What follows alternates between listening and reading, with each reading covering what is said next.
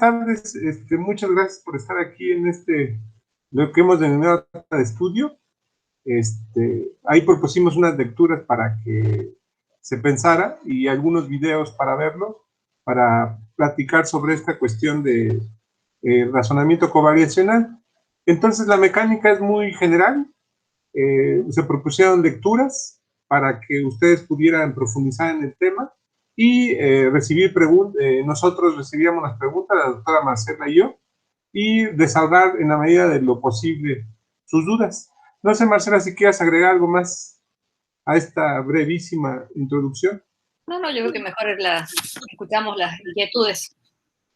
Muy bien. Para que sea un diálogo, les solicito que abran sus cámaras para que podamos dialogar lo más fluidamente posible. Entonces, no sé quién guste comenzar. Teóricamente la idea es que cualquier pregunta se vale, la comentamos, ¿no? Entonces, ¿quién gusta comenzar? Usamos la manita que está aquí, por favor, que está en el Meet, para pedir la palabra.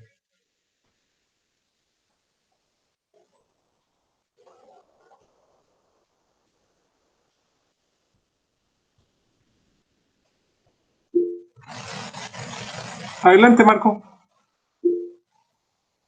Sí, buenas tardes a todos. Buenas tardes. Una pregunta que a mí yo quisiera realizar en base a lo que he estado leyendo es a qué se refieren con el objeto multiplicativo. Sí, es una buena pregunta. ¿Gustas comenzar, Marcela, o yo? Sí, si querés, mira, esa es un piagetiano, es decir, la idea de todos los constructos teóricos que propone Piaget, uno de ellos es justamente el objeto multiplicativo, y tiene que ver con una abstracción de ideas, ¿no? Es decir, cuando uno logra abstraer una relación, básicamente. Entonces, por ahí es la idea, por eso tiene tanta conexión con lo que es la covariación, es decir, realmente cuando vos tenés que abstraer un elemento, un objeto, digamos, de alguna manera, no es una multiplicación matemática, sino es la idea es cuando abstraes la conexión. Básicamente, no sé si Gustavo ampliaría más la idea con un ejemplo o algo. Sí, un poco la idea, una metáfora que he visto en los artículos de Thomson, si no me equivoco, o alguno de ellos, que no en los artículos, creo que no está en los escritos donde que hoy les pedimos, pero me gusta la idea de que, por ejemplo, tú puedes imaginar que hay coches rojos, pero puedes pensar que son rojos y tienen cierta marca. Entonces, cuando consideras ambas cosas como cualidades de un objeto al mismo tiempo, la idea es que esas dos propiedades juntas sería como el objeto multiplicativo. En términos de la covariación es cuando consideras que una variable va junto a otra variable, no varían de manera independiente. Entonces es una de las ideas de la covariación. Ese objeto multiplicativo es cuando construyes un objeto, en este caso, por ejemplo, un punto en el plano cartesiano, por ejemplo, en los ejemplos que puse en los videos, con estas aplicaciones de GeoGebra, la idea del objeto multiplicativo sería que tú consideres al punto no como un solo objeto, pero que tiene X y Y, que tiene ordenada y abscisa, ¿no? Un poco la idea. Entonces, la idea de este marco teórico de razonamiento covariacional modela la idea de que se requiere construir el objeto multiplicativo de esas dos variables. Es un poco la idea. Ese es un punto importante y central en este marco teórico desde el punto de vista cognitivo, porque pues el principal punto es que tú coordines ambas variables, que tú las consideres. Entonces, en términos teóricos, este concepto es fundamental, pues. Muy bien, de acuerdo, gracias. No, gracias a ti, Marco. ¿Sí, Gloria? ¿Me escuchan? Sí, te escuchamos. Estuve viendo el video que subió, doctor, y ahí usted comentaba acerca de, bueno, puso un ejemplo de un triángulo que primero tenía como una variación y ya después en el mismo video había dos variaciones. de dos variables. ¿Tiene que ver eso con lo del objeto multiplicativo, doctor? Sí, sí. Por eso decía en el video que si el que ve el video entiende, ha entendido esa idea de covariación, no ha construido ese objeto multiplicativo. Quien no lo entiende, pues no entendería el argumento que está ahí. Como decía en el video, no es que así se aprenda. Yo en ese video no planteo que así se aprenda. Pues nada más viendo eso, ¿no? Si no es un ejemplo. Por ejemplo, tú puedes ver que las cosas cambian y ya, ¿no? Tú puedes imaginarte que una variable cambia, pero cuando la juntas con otra, ahí es donde está la construcción del objeto multiplicativo. En este caso, yo en la primera parte del video mostraba como un ejemplo de que tú puedes imaginar que varía el área, y si tú lo imaginas que sube y baja con un segmento, pues es una idea de conceptualizar la variación continua, ¿no? De entender. Y cuando tú lo coordinas con otra cantidad, en este caso era altura y volumen, y área, perdón, ya está construido. En el segundo ejemplo del video que pongo, es un objeto multiplicativo. De hecho, quise resaltar eso con la traza del punto, que es, bueno, usando los applets de GeoGebra, se muestra cómo el punto deja un rastro, le llaman rastro o traza, y ahí sería un poco la idea de que si tú consideras que el punto está compuesta de esas dos covariaciones, es el objeto multiplicativo. No sé, Marce, si tú quieres agregar algo más.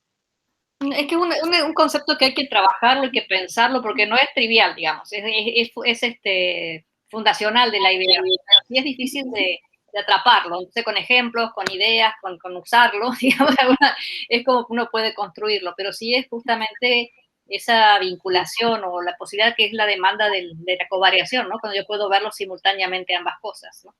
Entonces construir siempre la abstracción de dos elementos que confluyan, ¿no? En la misma idea. Entonces, eso tiene directamente relación con que se ha armado un objeto multiplicativo, ¿no?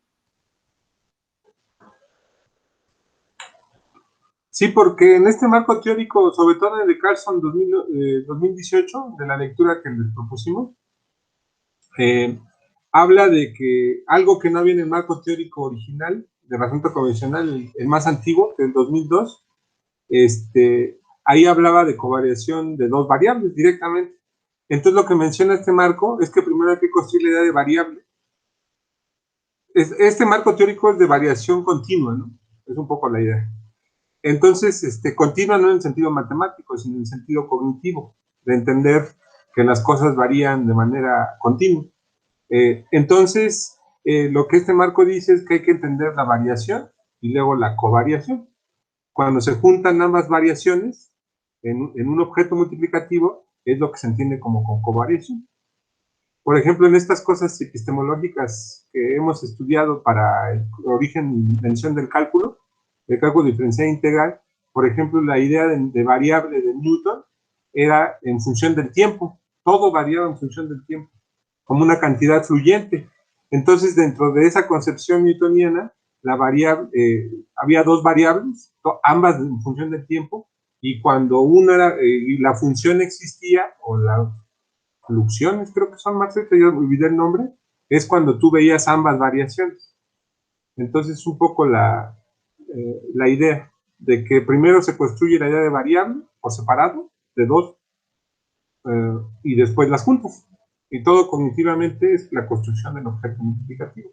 Lo que no me acuerdo, Marcel, los detalles de cómo en la teoría menciona cómo se construye ese objeto multiplicativo. ¿Cómo se construye? Buena pregunta. Perdón que te meta en ese problema, no más sí. Ahorita. No, o sea, me quedé pensando en tus me gustó mucho el video que nos propuso Gustavo con los ejemplos, porque realmente me hizo repensar mucho qué era el objeto multiplicativo en el sentido de cuando pone variación. Porque uno de los problemas que tenemos es cuando vemos una sola cosa, pero nunca, por ejemplo, en el caso del área, yo veo un elemento que se mueve, ¿no? Veo el segmento que sube y baja y sé que me permite ver que varía el área, pero eso no, pero significa que también varía respecto a otra cosa, ¿no? Entonces, a su vez hay que ver la construcción del objeto multiplicativo en esos elementos también, porque si bien, y uno de los problemas que tenemos cuando, por ejemplo, el tiempo, es que es tan natural que uno a veces cuando le piden que describa el caminar de alguien, te hacen un dibujito, pero solamente pensando en las distancias y obvian que el tiempo está presente. Entonces ahí cuando uno decide que realmente lo que está mirando es variacional, es decir, lo único que no puede todavía atrapar la idea de que pasa el tiempo y tanta distancia, ¿no? Simplemente que representa o habla de la distancia, aunque el tiempo está presente y él lo tiene implícitamente pensado, ¿no? Pero cuando logra realmente explicarlo en el sentido de tiempo versus distancia, que ya está hablando de algo que veo con una relación fuerte, que si pasa el tiempo, pasa la distancia, y puedo hablar de velocidad, de cantidad de elementos que hay ahí, ya sí está como abstrayendo y construyendo una posibilidad de acercarse o ya haber construido el objeto multiplicativo. Que sí implica que tener presente los entes que están ahí y de alguna manera lograr esa síntesis en esa relación importante. Entonces también hay que ver qué cosa es eso, ¿no? Es decir, cómo logro esos constructos. Y sí es algo complicado para el estudiante porque realmente vincular dos cosas y observar qué es lo que me permite entender lo que está pasando es justamente la fundamentalidad de la covariación, ¿no? Es decir, tengo dos cosas que varían, si las veo separadas, ok, pero si realmente logro construir, y lo voy haciendo en pasos, digamos, cuando yo construyo un objeto multiplicativo en las de Thomson, por ejemplo, lo van comentando, ¿no? Acá, pues acá están acercándose y aquí ya, cuando logran esa primera covariación suave, es cuando empiezan ya a hablar de que construyeron, ¿no? Cuando empezaron ya con los primeros valores y demás. Así cómo va, de alguna manera, lográndose ir puliendo esa, ¿cómo te diré? Esa abstracción, ¿vale? No es otro problema más que una abstracción bueno, también es muy pelletero la idea de abstracción reflexiva, cuando ya puedo ver en un nivel más elevado lo que está pasando y me permite, es una herramienta para poder describir con mayor fortaleza, ¿no? Entonces, básicamente es una herramienta fuerte para poder hablar de que se construyó o no un elemento de ese tipo, ¿no?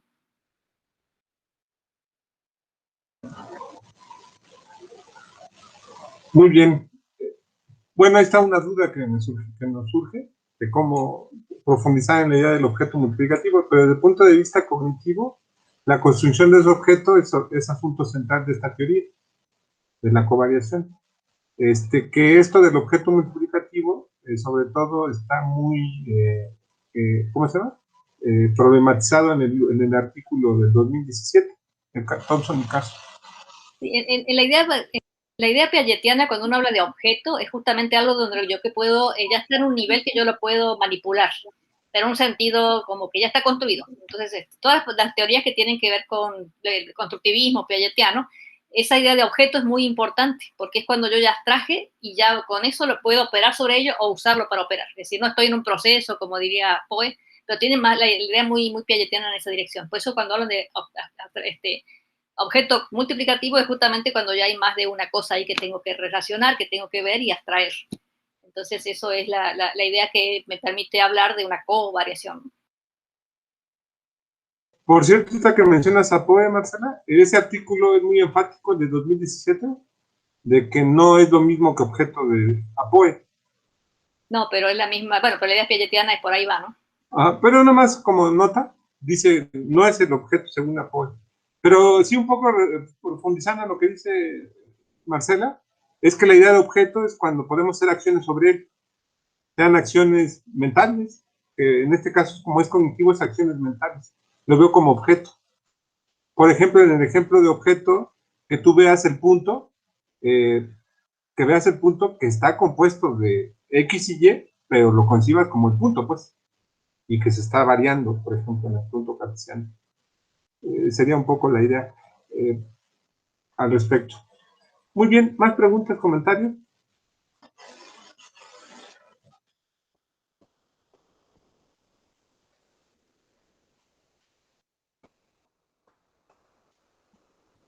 Como les decía, la idea es que todas las preguntas se valen y aquí las atendemos. A la medida de lo posible que Marcela y yo podamos, las atendemos.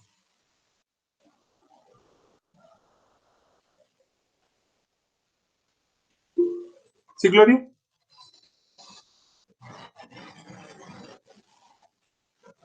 compartí en el chat lo de, estoy trabajando con unas integrales y una es de exponencial y la otra es de logarítmica.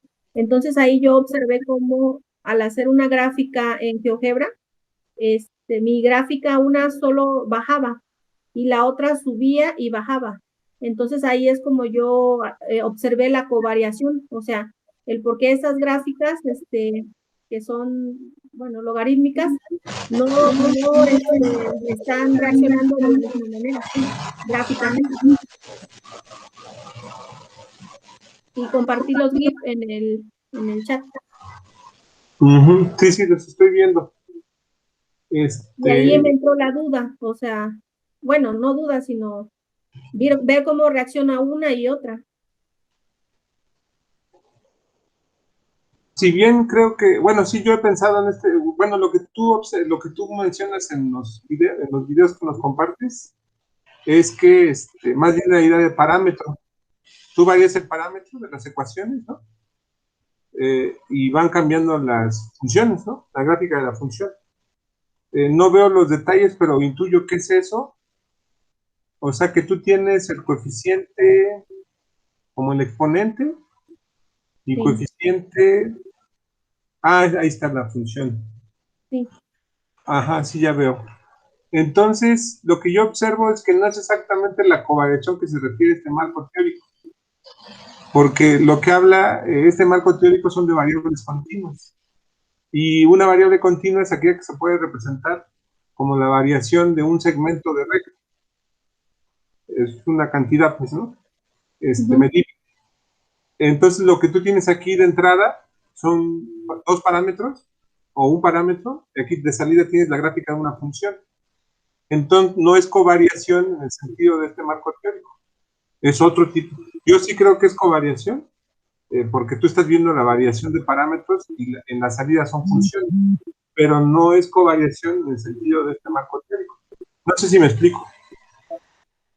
Sí, o sea que covariación es cuando se involucran dos parámetros. Dos variables. Estoy hablando de este marco en particular, el que hemos leído para hoy. Si ha habido teorización, Marcela, sobre los parámetros. Yo lo he pensado que sería necesario, pero no he profundizado en ello. No, En todo caso, insisto, el marco teórico, a ver si es cierto lo que digo, Marci, este marco teórico sobre todo está hablando de variables continuas que se pueden representar como un segmento y otra variable. Entonces, lo que es la covariación, ¿no? Un poco la idea.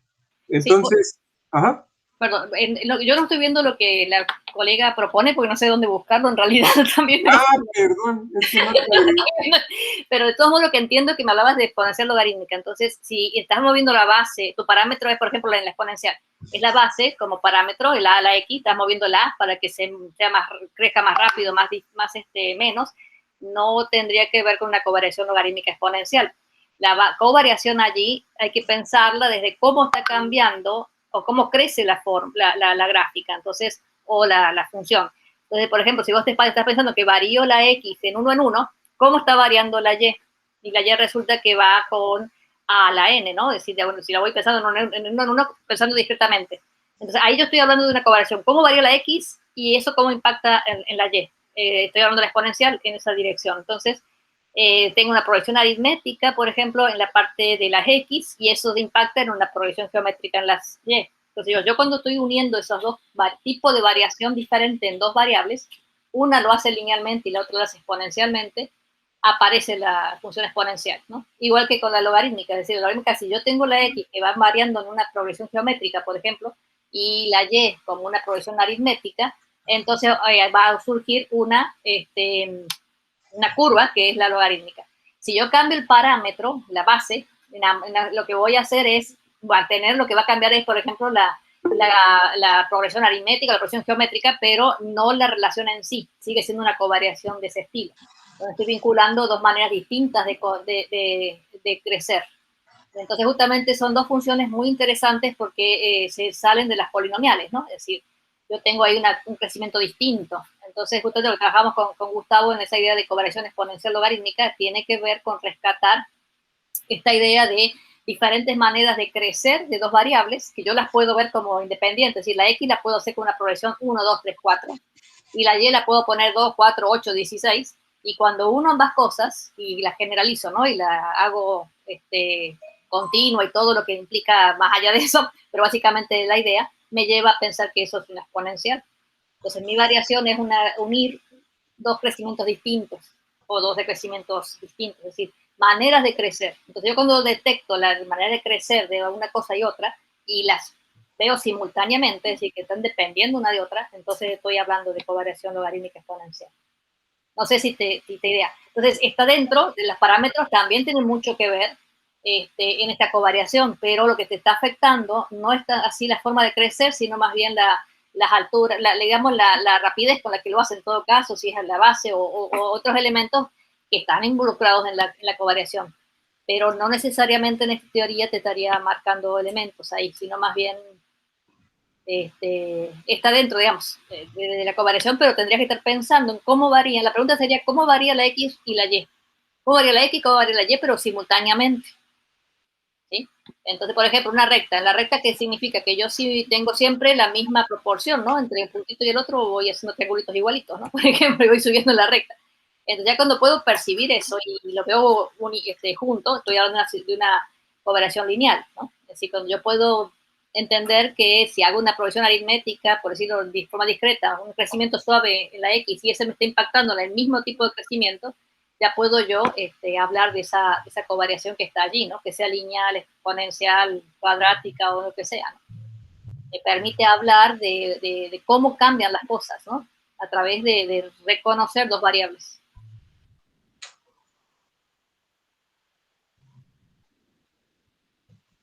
En todo caso, Gloria, yo sí he pensado en cómo adaptar el marco teórico a la variación de parámetros. Por ejemplo, tú tienes Y igual que con las variables que tú modificas. Por ejemplo, yo he pensado qué significa Y igual a X cuadrado. Ahí hay un parámetro, ¿no? Que si tú cambias A, se modifica la función.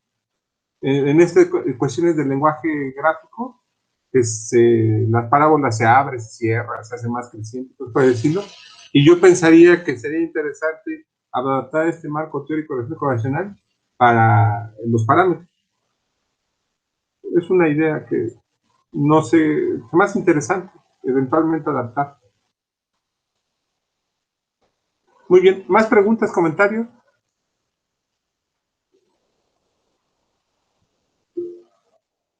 Sí, Marco, adelante.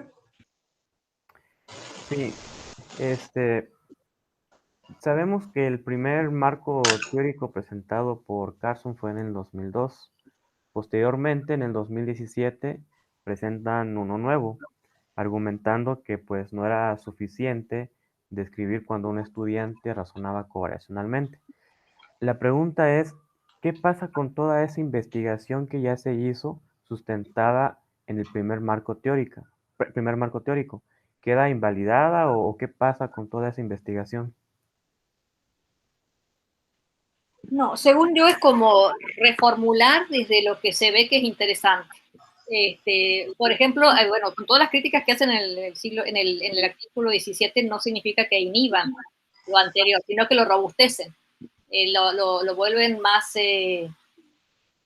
ad hoc a lo que uno quisiera tener como marco teórico, porque realmente era bastante complicadito los niveles de 4 o 5 del anterior, ¿no? Es decir, como que realmente, pese a que ahora siguen complicados, pero no respondía a la idea cognitiva, ¿no? Estaban como un poco frágiles en esa dirección, ¿no? Es decir, en las acciones mentales, en cómo se podían actuar, y sí quedaba como ciertos huecos en eso cuando uno lo usaba. Yo no creo que lo inhiban o lo quiten, sino más bien lo reorganizan y lo fortalecen. Yo lo miraría desde ahí, porque realmente la base está, pero unen con otros elementos de ser más finos con variación, con covariación, la esencia está. Ahora, por ejemplo, uno dice, bueno, ya no apareció esto de razón de cambio, ¿no? Ya se fue, no está, no, pues sí está, ¿no?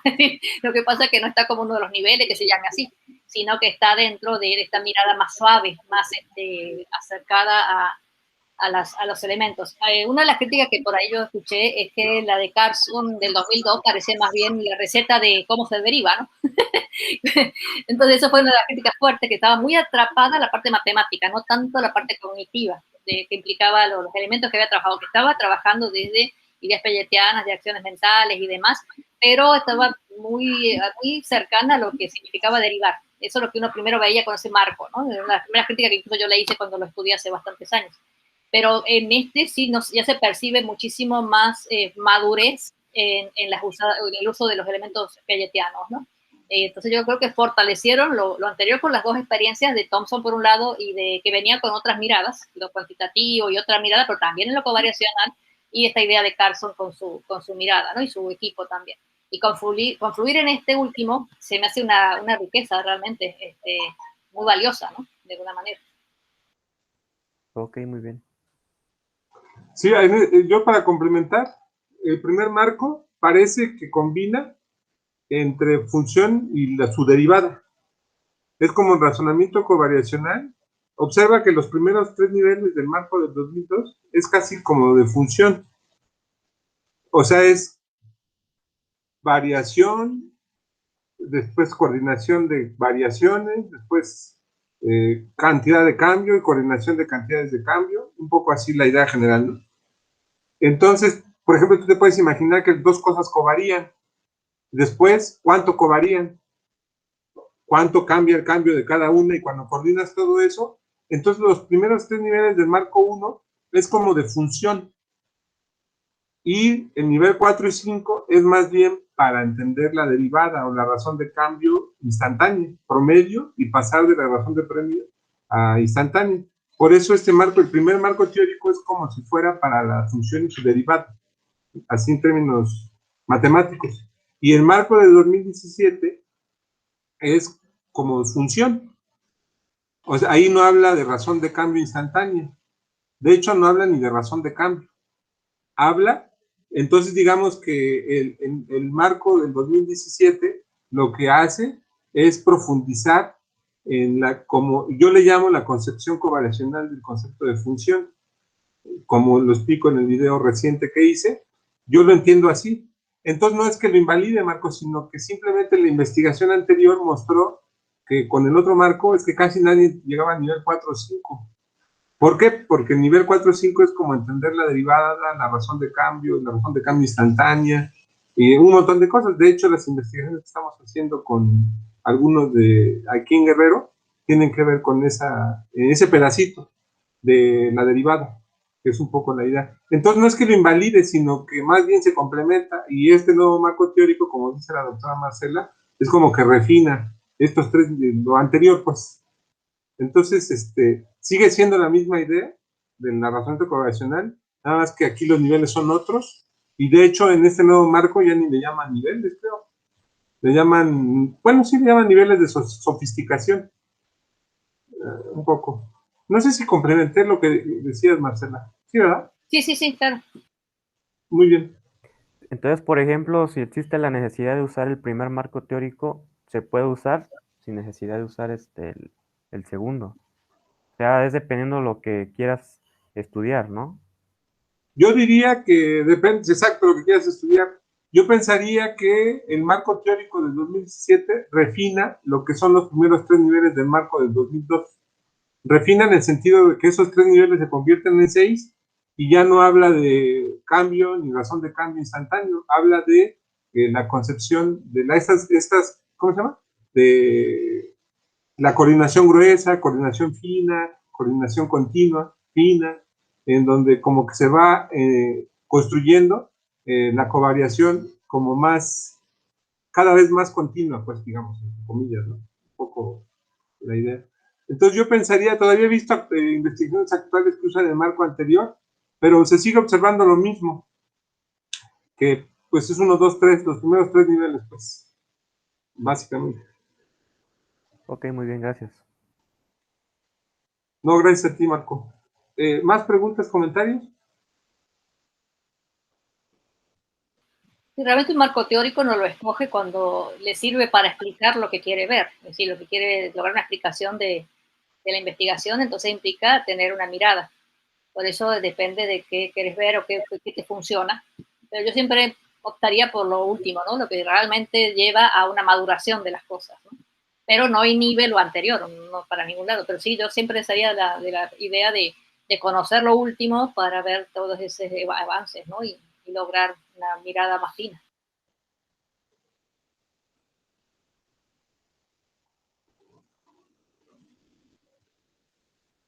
Muy bien. Por ejemplo, comentar que nosotros hemos hecho un par de investigaciones en donde hemos adaptado el marco de Thomson y Carson 2017 al nivel 4 y 5 del marco del 2002, que son estas investigaciones que hemos hecho sobre la derivada, sobre la gráfica de la derivada. Entonces, en ese sentido, así lo conceptualizo, el marco tiene dos partes, el de 2002, como función y derivada. Entonces, tú puedes enfocar el marco de 2017 para entender, por ejemplo, la derivada de una función, la derivada gráfica de una función. No sé, quizás sea muy abstracto, pero un poco la idea. Muy bien, ¿más preguntas, comentarios?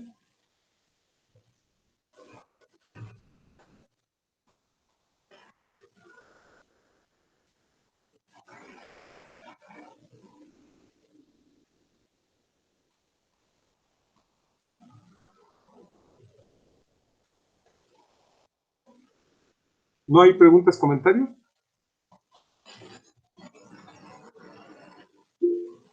Adelante, Antonio.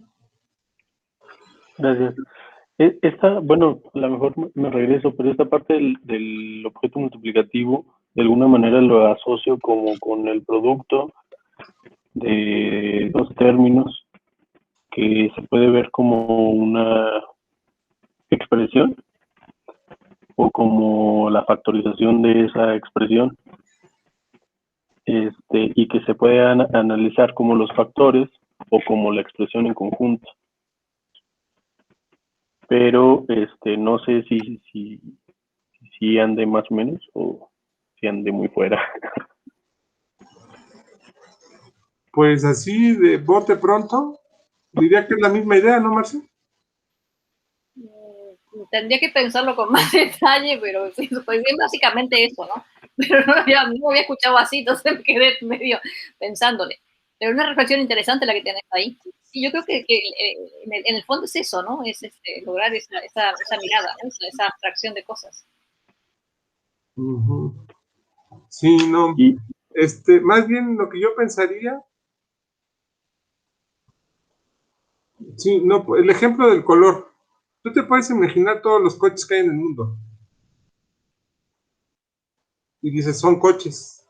Pero que alguien entienda que es coche rojo, esa es la idea de objeto multiplicativo. Que tiene ambas cualidades. En el caso de una representación cartesiana, la idea es que tú veas un punto como que tiene dos cualidades, que tiene X y Y, como ordenada y abscisa. Entonces, eso de la multiplicación a lo mejor, ahorita ya no me suena tan bien, ya pensándolo un poquito más, porque más bien creo que te estás dejando llevar por la palabra objeto multiplicativo. Que no sé exactamente cuál sea la historia del nombre objeto multiplicativo. Pero bueno. Sí, hay que pensarle bien, porque digamos, la idea de conectar dos cosas, como decía Gustavo con el ejemplo, ¿no?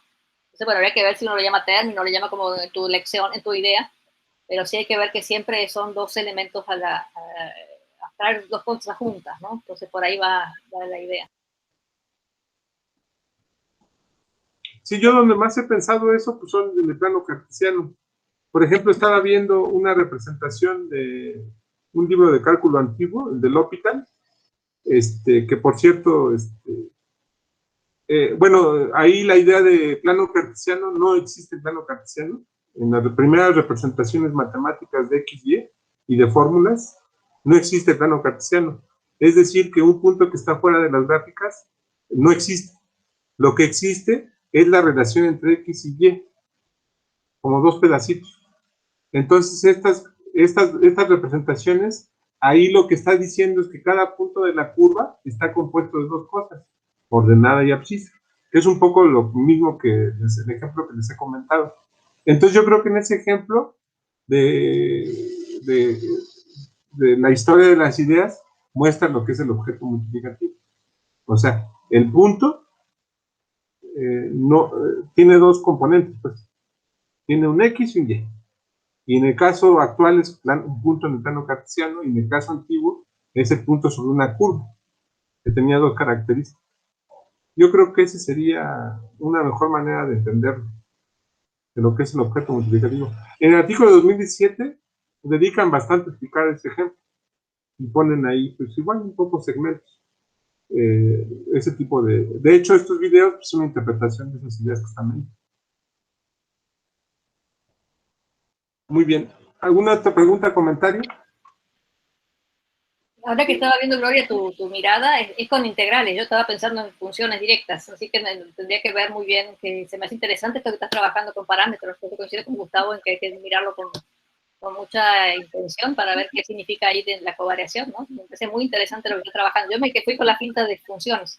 Yo te dije todo este rollo que decía lo que yo trabajo con Gustavo, pero integrales no me he metido todavía en esa dirección, entonces hay que realmente pensarle cómo está impactando ahí los parámetros, ¿no? Y también a las funciones, obviamente. Pero interesante tu pregunta, ahora que ahora la estoy mirando más a calma. ¿Sí, Antonio? Quizá si Gloria va a comentar el comentario de la doctora Marcia, a lo mejor para que vaya primero. Lo mío es más, de hecho, es regresar también un poco a otra aportación. No, es otra diferente pregunta. Ah, ok. Bueno, entonces mi pregunta, que también quizá surge como tontería, incluso quizá, pero a partir de la pregunta que hace Marco de qué pasa con las investigaciones previas que se hacen con el referente de Thomson 2002, ¿sería posible, por ejemplo, actualizar una investigación que se hizo con referente en Thomson 2002 a partir de Thomson y Carlson 2017? Bueno, de hecho, ¿Actualizar es volver a hacer? sí, o sea, si por ejemplo tuviera yo todo el proceso, todo el material que analicé en un artículo, que lo analicé con el referente de 2002, ¿puedo hacer ahora el análisis con referente en 2017? Pues depende de qué naturaleza es ese material. Comúnmente en este marco, en estas investigaciones de razón covariacional, los investigadores diseñamos tareas o actividades. Las típicas en este campo es que, pues, que traces la gráfica de una variable con respecto a otra. Por ejemplo, en una rueda de la fortuna que pongas en X el ángulo y en Y la altura de la rueda de la fortuna, o un ventilador que está girando, o unas botellas que se están llenando, etcétera, y donde tú relaciones variables. Entonces esas actividades producen ciertos comportamientos de los estudiantes, ciertas representaciones, ciertas verbalizaciones. Entonces tú puedes analizar ese dato dependiendo del diseño de tarea. Yo creo que es factible analizarlo con uno o con otro marco. Pero si las tareas son demasiado específicas para un marco específico, quizá no se pueda. Pero las actividades típicas que yo conozco, que son estas que comento, yo creo que se pueden analizar con un marco o con el otro. Porque esas tareas son muy generales. Pues, llenado de recipientes, que es súper clásico en este campo de investigación. Y las cosas girando y cosas por el estilo. No sé qué opinas tú, Marcela.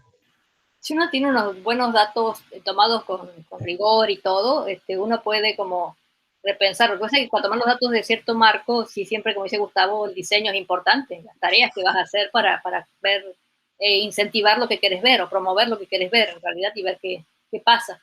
Sin eso, yo creo que, bueno, también otra opción cuando uno no se casa con un marco y anda buscando el marco, una de esas, bueno, ya tenés que tener mucho cuidado de que este marco nuevo te sirve para ver lo que hay ahí, ¿no? Pero sí, coincido con Gustavo en que en esa dirección habría que tener mucho cuidado, ¿no? Es decir, de tomar los datos sin marco teórico es otro tipo de investigaciones, ¿no? No hay duda.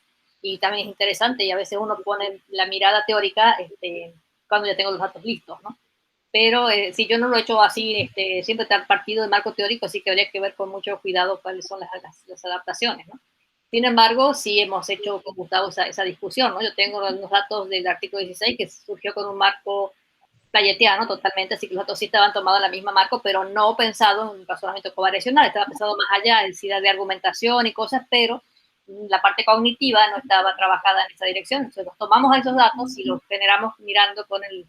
En ese momento todavía no había salido esta nueva versión de ellos, que nos hubiera venido muy bien porque empata más con nuestras ideas, la del 17 y la del 12, la del 2, pero ese fue con datos no tomados o no diseñados para este marco, pero sí nos sirvió para revisarlo la parte cognitiva de lo que había ahí, porque de por sí yo hablaba de covariación logarítmica en mi mirada, buscando los argumentos que se desarrollaban y demás, pero sí estaba hablando de covariación desde un principio para el diseño, ¿no? Entonces realmente luego ponerle una mirada más cognitiva sí nos permitió traer otro artículo, ¿no? Entonces digo que a veces sí se puede hacer esa empatía de acuerdo a que los datos y las tareas que hubo sí coinciden con lo que te demanda el marco, ¿no? En todo caso, en general la recomendación, Antonio, es que no hagas eso.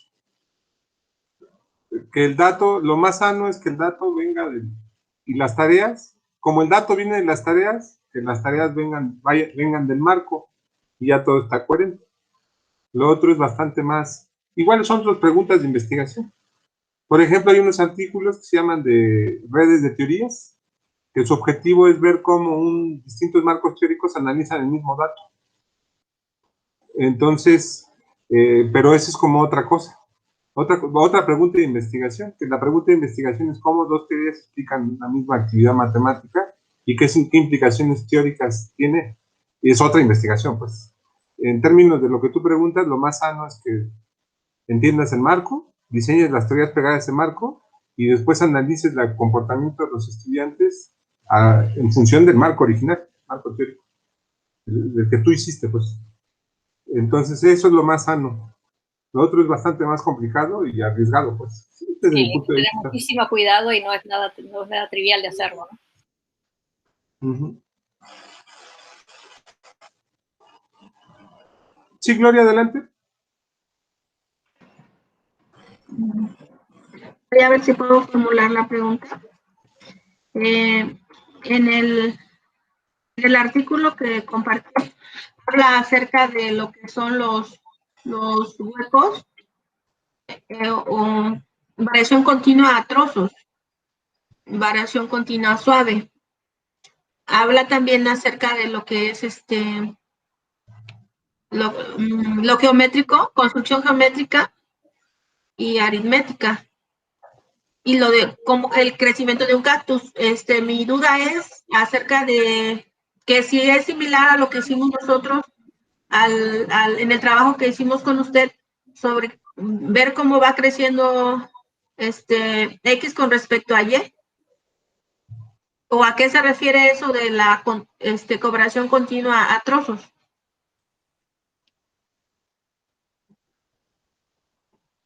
Ajá. Con respecto a lo del cactus, ese es otro problema típico, hablando de la pregunta anterior. El problema típico que hay en estas investigaciones de talento covariacional, aparece lo del proverbial cactus, que ponen ahí en saguaro el cactus, hasta le ponen nombre, ¿no? Entonces lo que dice es que cada semana duplica su tamaño, algo así, el cactus, y entonces ese tipo de variación, lo que quieren es ver lo que es la covariación exponencial. En términos se dobla, en la misma cantidad de tiempo se dobla. Entonces ahí hay distintas maneras de concebir el crecimiento del cactus. Estos niveles sofisticados de ver es lo que trata de modelar, es lo que modela el marco teórico del 2017, que tú puedes imaginar que es continuo, con distintos grados de sofisticación. Por ejemplo, con segmentos de recta, o que todo es curvo, o si tú modificas el intervalo, es continuo en ese pedacito y después no se sabe. Hay distintas maneras de ver, y entonces el marco especifica esos niveles de razonamiento covariacional. Y la idea general es que la más sofisticada es el razonamiento continuo fino o suave, pero tú te puedes imaginar que es continuo, pero a pedacitos o a brincos, pero es continuo.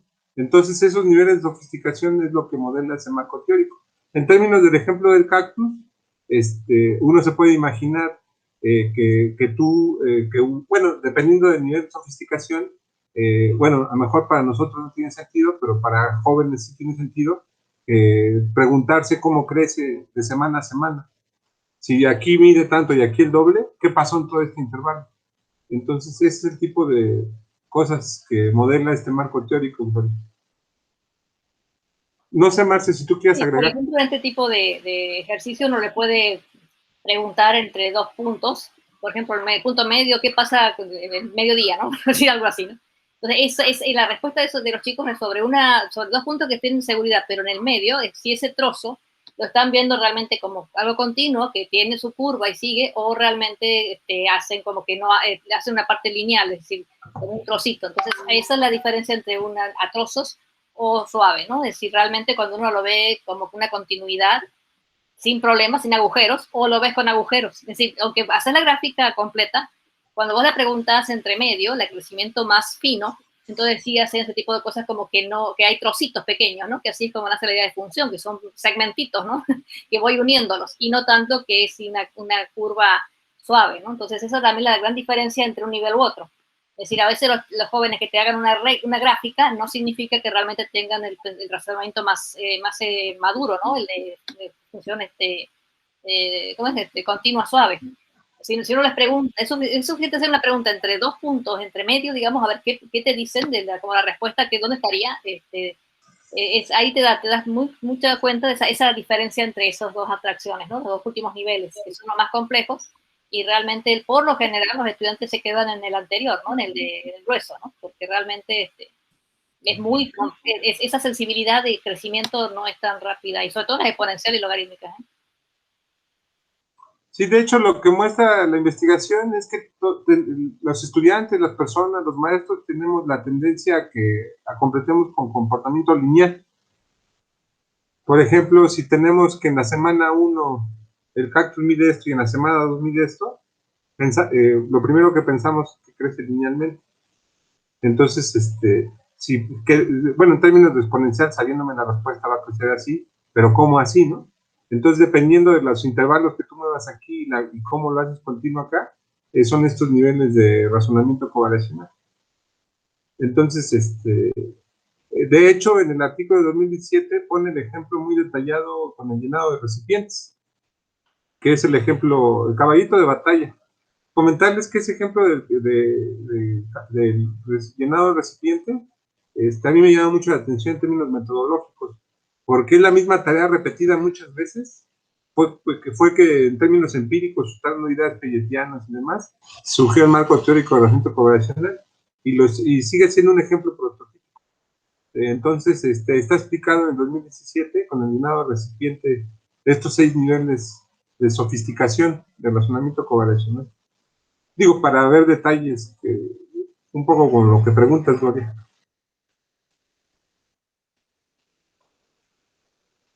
Y con otros crecimientos que no son lineales, y uno les pide el punto medio en cierto tiempo, por ejemplo, la mitad, que significaría también un punto medio en la curva.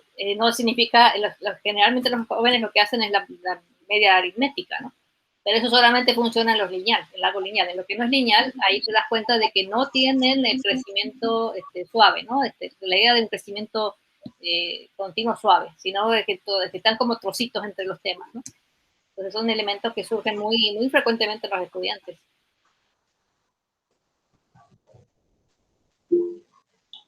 Entonces, yo creo que la palabra clave de aquí es desarrollo, Marci. Sí. El desarrollo del razonamiento covariacional. Te doy un ejemplo de cuando yo trabajaba con 2X, que todavía estoy generando muchos problemas, pero estoy trabajando todavía. Esta idea de hacerlo desde la geometría, ¿no? Con Agnesi. Entonces resulta que yo con mis estudiantes logré que después de unos puntitos, la idea del 1 con el 2, el 2 con el 4, el 3 con el 8 y demás, logran decir, esto es 2 a la X. Y en GeoGebra lo grafica. Entonces, les cambié solamente la X, que diciendo, bueno, esto está en días, esto está en años. Si lo pongo en días, ¿qué pasa? Ese simple cambio de cosas ya no supieron qué hacer. Es decir, no pudieron generar lo que era un parámetro nada más, ¿no? Porque el crecimiento iba a ser el mismo. Y también otra pregunta que les hice era punto medio, es decir, bueno, en 100 días, ¿qué pasa? Que ya no era ninguno de los que estaban exactos, de los que habían ido haciendo la construcción, tampoco. Es decir, realmente te das cuenta que por más que graficaron en 2 a la X muy bien, todos perfectos, todavía tenían huecos, ¿sí? Entonces, ahí eso me alarma a mí la idea, o me da la idea de que realmente están en un nivel de covariación atroz, ¿no? Es decir, que si bien lo ven como algo continuo, en realidad hay como unos huecos para ellos, ¿no? O preguntarles, uno de mis estudiantes le dije, a ver, ¿y si X es raíz de 2, qué pasa? Ah, no, 2 a la raíz de 2, pues no existe. Entonces la continuidad se me fue. Había huecos porque raíz de 2 no tenía sentido como número, ¿no? Para hacer un exponente. Ese tipo de cosas sorprenden a los muchachos, ¿no? Porque realmente uno piensa que ya lograron ya desarrollaron su procesamiento comparacional a esos niveles, pero con ese tipo de preguntas, que no son capciosas ni nada, simplemente es más fina, te das cuenta de que están todavía en la búsqueda, ¿no? De la idea general, de construcción, digamos.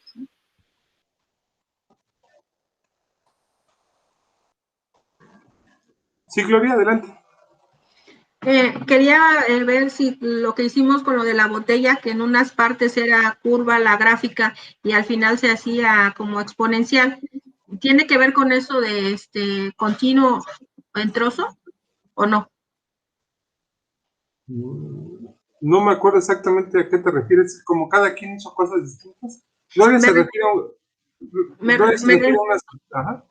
Al final de la gráfica, que lo hacía de manera recta. ¿Cómo se comportaba esa gráfica? No confundas la idea de función a trozos, que es esto como unir diferentes funciones, a esto de covariación, en el sentido de continua suave o continua a trozos. La idea es cognitiva, es decir, ¿cómo explico?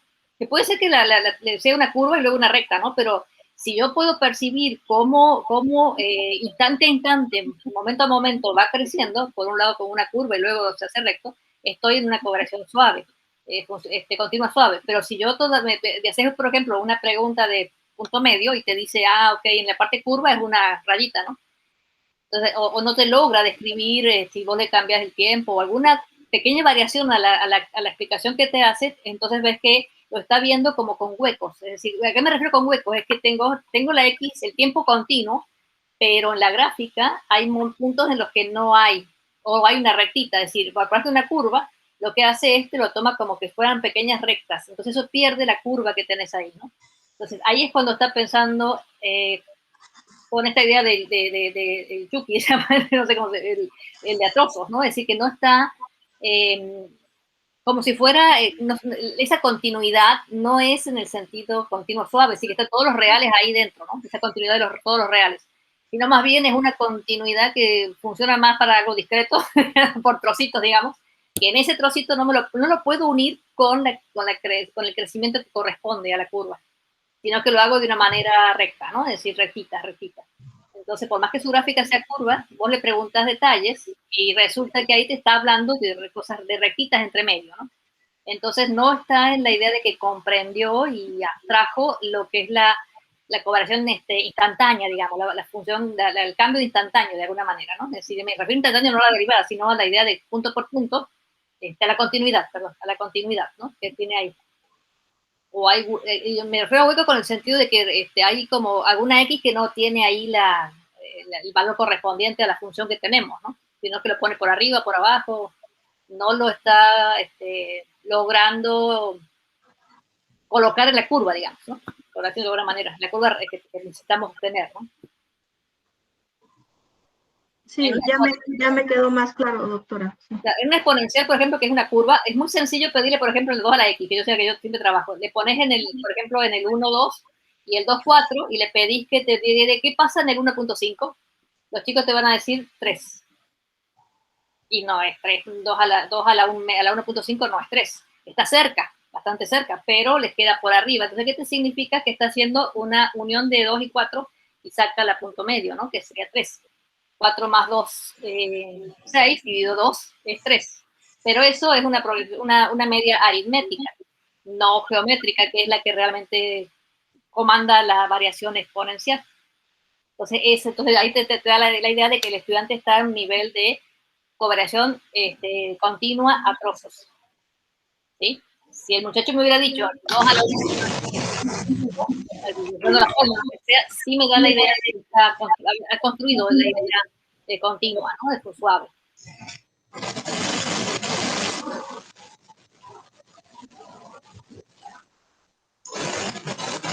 Muy bien.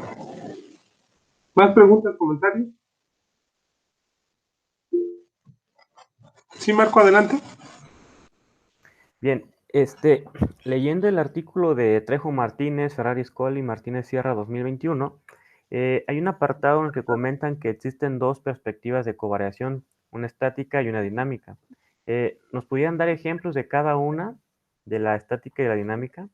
Y, por ejemplo, en el caso del llenado de la botella, se podría interpretar como un caso de una perspectiva dinámica.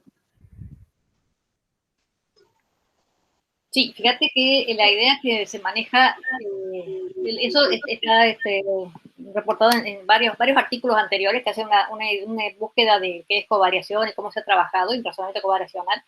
Y entonces una mirada covariacional estática es la de que siempre se le comenta, por ejemplo, a Confrey, porque Confrey lo que veía eran con cantidades y tablas y la manera de relacionar la idea de cantidades. En tanto que en la dinámica sí te obliga a que sea algo, un fenómeno, digamos, de los llenados es espectacular, porque realmente ahí te da la idea de que estás hablando de variables y covariacional, la idea de 2 variables que están allí presentes.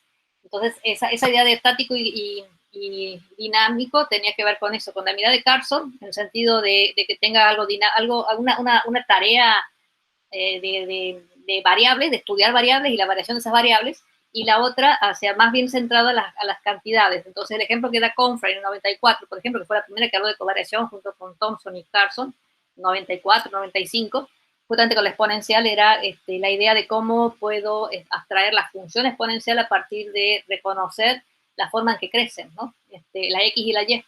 Y entonces lo hace con cantidades. ¿Cómo cambia una cantidad? Una progresión aritmética. ¿Cómo cambia la Y con una progresión geométrica? Entonces, cuando yo abstraigo isomorfismo entre ambas progresiones, es cuando tengo una exponencial. Entonces, no están las variables ahí, pero realmente lo está pensando de una manera más discreta, por ahí, de ahí la idea estática, ¿no? Lo cual no significa que no haya continuidad ni nada, simplemente es la idea de pensar. Y la otra es como el movimiento del flujo de un líquido que está allí jugando, entonces ahí tengo más la idea de una variación, el tiempo, la altura, el agua, qué sé yo. Tengo una cosa allí que me hace ver y trabajar con variables. Eso yo diría como que la gran diferencia entre uno y otro, ¿no? Ok. Por ejemplo, Confrey nunca habla de razonamiento covariacional, ella habla de covariación. También con una mirada muy matemática, diría yo también, ¿no? Pero de todos modos es una manera fuerte de hacer. En cambio, con Carson y Thompson ya empiezan a hablar de razonamiento covariacional, empiezan a mirar la parte cognitiva de esos elementos, ¿no? Pero la covariación matemáticamente es lo mismo, ¿no? Es la conexión de 2 cosas, pero la mirada de cómo lo usan hace esa distinción, ¿no? Entre lo estático y lo dinámico. Y si coincidís, Gustavo, o me corregís algo. No. Básicamente es casi histórico, ¿no? Que la versión estática es como la de Confrey, las primeras formulaciones que hubo, y la dinámica es la de Carson, que tiene que ver con estos fenómenos. Que ahorita viendo el nuevo marco, insisto, se llama de covariación. Este marco de covariación, a lo mejor habría que ponerle un asterisco, es covariación continua. Y en el marco de Confrey original, no necesariamente se habla de covariación continua, habla de isomorfismo de progresiones aritméticas. Por eso se considera como que es estático, ¿no? Porque es la relación de progresiones. Y acá es de cambio de una variable. En ese sentido, solo recalcar la pregunta anterior que nos ha hecho Gloria, es que el razonamiento covariacional, el marco del 2017, descansa también en razonamiento variacional, sin el co. Entonces tú puedes entender que una variable cambia también de manera continua, continua suave, continua gruesa, continua fina. Y la idea es que tú coordines las mismas, la otra concepción de variación y también las coordines. Entonces, cuando tú ves las definiciones del razonamiento covariacional, descansan en el razonamiento variacional.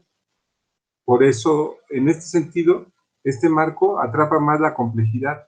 Primero, de la construcción de variables, como un objeto, pues, como un objeto. Habla de imágenes, ¿no? Imágenes de cambio, imágenes, que es otro concepto teórico del marco. La idea de imagen, que es como esta cuestión, que como las personas lo concebimos, la variable. Entonces, en ese sentido, este marco es totalmente dinámico, pues, ¿no? Totalmente pensando. Por eso, a lo mejor, insisto, Marce, que le pongamos marco teórico del asunto convencional continuo. Digo, no sé si tenga sentido, pues, pero... Sí, habría que pensarlo y repensar todo, ¿no? De alguna manera afinando las cosas que decimos, ¿no? Bueno, nomás para enfatizar qué modelo es este marco teórico. Por ejemplo, viendo aquí, bueno, el artículo, a ver, vamos a ver, una traducción un poco al momento. Por ejemplo, está el nivel de Chunky Continuous Covariation, que es algo así como continua a trozos. Y dice, la persona imagina cambios de una variable que ocurren simultáneamente con los cambios de otra. Y ambas variables las coincide como variables continuas a trozos.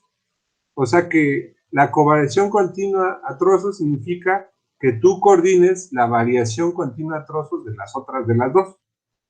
Por eso este marco es así como muy complejo, porque relaciona la construcción de la variable y después de la covariación. Un poco la idea. Muy bien, ¿más preguntas, comentarios?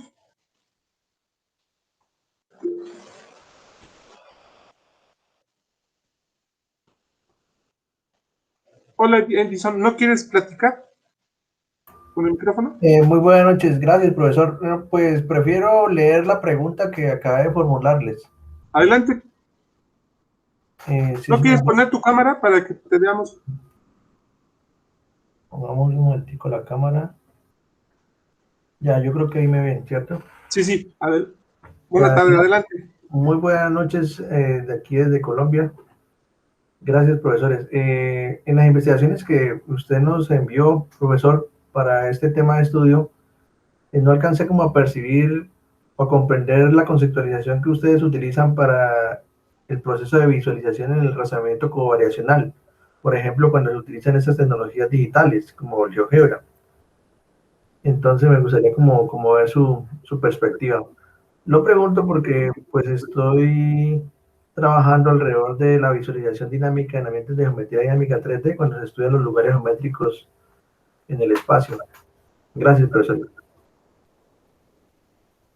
No sé si gustes contestar la parte del GeoGebra, Marce. Sí, buena pregunta. Fíjate que conceptualizaciones o explícita visualización en esto no lo hemos puesto digamos, no hemos puesto explícitamente en los artículos, lo hemos tomado como una parte del uso de la idea de geometría dinámica. La idea de usar geometría en el artículo que estoy trabajando, las activos, tienen que ver con que originalmente la definición de exponencial logarítmica tenía que ver con la geometría, es decir, con triángulos semejantes y demás. Entonces era importantísimo generarlo en este ambiente dinámico, porque me permitía generar puntos con el crecimiento exponencial logarítmico. Entonces, con esa idea, el GeoGebra me daba muchísimas posibilidades de que los estudiantes construyan geométricamente puntos de lo que tienen que analizar de una manera aritmética y llegar a algo algebraico y lograr pasar a la parte de una idea algebraica que permita encontrar la función. Entonces, como una mirada hacia la idea de una red de elementos ahí, ¿no? Entonces, la visualización de que logran la gráfica es justamente el traspaso que estamos todavía discutiendo en cómo pasar de una construcción dinámica que tiene que ver con geometría, triángulos semejantes, todo lo que sea en el ambiente geométrico, pasarlo a una gráfica, y esa gráfica sea que me lleve a un nivel de covariación suave, una función continua suave. Que es lo que yo les mencionaba, ¿no? Cuando mis estudiantes muy bien perciben que es 2 a la X, ok, qué bueno, pero no significa que realmente hayan logrado el 2 a la X. Entonces la mirada, el uso nuestro en el sentido de visualización ha sido simplemente la idea de unir los puntos y en esa dirección para pedirles la mirada hacia algo más sencillo.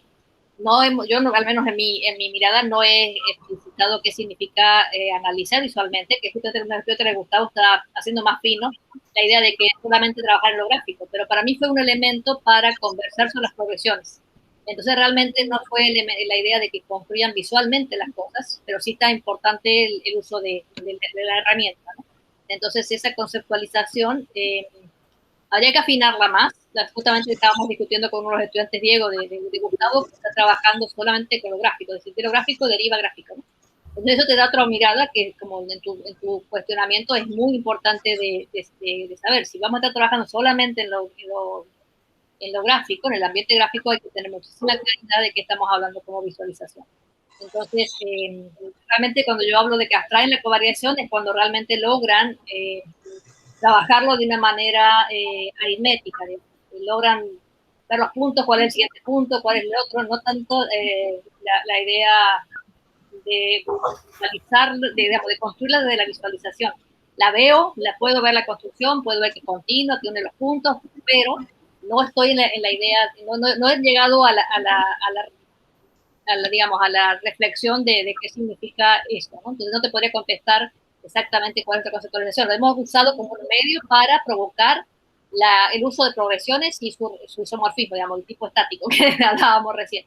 Pero con esta idea de mandarlo, de llevarlo de lo discreto a lo continuo, que es todo el problema que tenemos tengo yo actualmente para lograr ese cambio que ya todos lados dicen que es bastante complejo, ¿no? Es decir, muy, muy complejo de algo discreto, que son puntos separados, lograr la continuidad. Siempre voy en contra, entre comillas, por la parte de Carson, en el sentido de que ellos parten de procesos dinámicos, es decir, llenado de tinacos, lo que sea Gustavo, ¿no? El llenado de tinacos, ruedas que se mueven, es decir, donde el tiempo y la continuidad está ahí instantánea, ¿no? Pero en este tipo de ideas de que de una construcción geométrica de puntos, sí nos ponen una discusión importante para construir lo que es función. Pero sinceramente me puedo decir, bueno, ¿cómo miramos que están viendo, ¿no?